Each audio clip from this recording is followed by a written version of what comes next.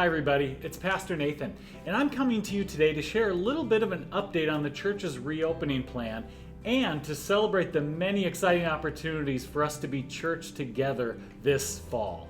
Now, many of you know that I grew up on a farm, and so for the first 18 years of my life, fall meant one thing: harvest time. A time when months and months of work, the fruit of that labor would be brought in. Well, now, this fall, amazingly to me, is my 19th fall working for a church. First in youth ministry and then now as a pastor. And for all of those years, fall has meant the kickoff to another church program year. Think about rally days and bounce houses, grilling and dunk tanks, and a big welcome back from summers full of adventure. This fall is going to look a little different. One of the Bible verses that I've been thinking about a lot lately is Galatians 6:9, which reads, "Let us not grow weary in doing what is right, for we will reap at harvest time if we do not give up." The ERLC Church Council and I are committed to not growing weary in doing what is right for the wellness of this church and our community. Our church council is coordinated with the staff to create a plan and procedures for small groups to safely use the church building again. But for now, we're holding off on larger gatherings, including in-person worship. I wholeheartedly agree with these decisions, and I believe that what we do now this fall and what we are able to learn from doing online worship and community well in this format will provide an abundant harvest that will bless this church long after COVID-19 is in our rearview mirror. So why wait on in-person worship in the building? Well, first, health and safety. Key to our life of faith is a calling to love our neighbors, and right now, as a church and as individuals, that means we must do everything we can to prevent the spread of this virus. Secondly, though, is diminishing returns. Nationwide, churches that have returned to in-person worship are seeing only a small percentage of worshipers returning. And by following those CDC guidelines, they share that the actual experience of worship that they're able to have is not exactly what people are longing for. Because you have masks and no singing and social distancing requirements, no communion, and no time for conversation or fellowship. It's just not the same. But finally, there's opportunity. This challenge is also an opportunity for us to establish online worship and a strong sense of community that transcends our building. If you think about it, even last summer, anyone who was out of town for the weekend simply missed worship. But this summer, people have worshiped from their cabins, in their cars, and of course, from home. That is a really exciting thing that we want to carry, again, way past this virus. Now, I know that online worship has not worked for everyone, and trust me, it pains me to know about how many of you miss normal worship. I miss it too. But here's what else I'll say. I also know that there are people regularly attending online worship who did not regularly attend normal worship. I really believe that God is using this time to help us grow in our idea of what online worship and community can be. And so to that end, we have some really exciting things to share about this fall.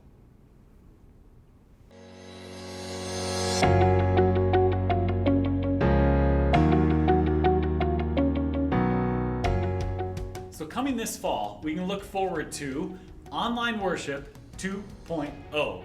This fall, we're reimagining what online worship can look like by including elements like sermon shorts, these short, snappy sermon videos, increased production quality, and some more traditional, familiar elements of our regular worship services.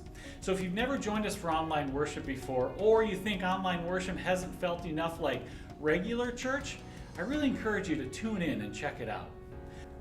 Also this fall, we're excited about expanded DriveIn Church. While the weather permits, we'll gather outside for DriveIn Church in the church parking lot. So come to the church, bring a lawn chair, or stay in your car where you can tune to 88.3 on the FM dial, and you can experience the joy of worshiping together in person outdoors. We'll have some really exciting special happenings at DriveIn Church services, including on September 13th, which will be kind of our fall kickoff, but also the installation of Jeremy Hallquist as our intern pastor. More about that in a moment. Another exciting date will be September 27th for DriveIn Church, where we'll have the confirmation of our 9th grade students. So come on out for DriveIn Church on these set dates. We're also looking forward to new and adapted midweek programming. Most of our regular programs like Confirmation and Lift Family Sunday School and music ministries are starting up again this fall, albeit in some new and different formats. We're also excited about new offerings like Sacred Wit.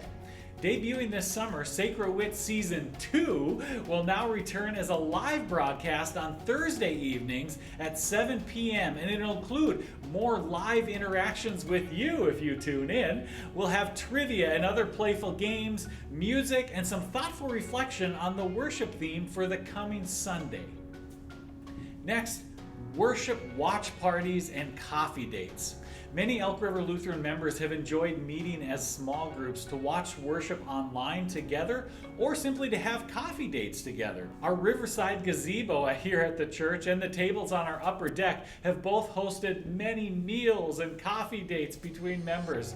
If you're comfortable at gatherings like that, we really encourage you to make them happen. Finally, Intern Pastor Jeremy Hallquist.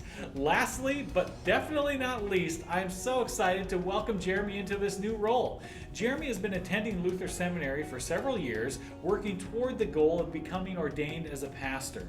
Well, his final step in that process is completing a one-year internship, which from the beginning we hoped could be at Elk River Lutheran, and last month it became official that we can host Jeremy as Intern Pastor. So we look forward to welcoming him into that new role.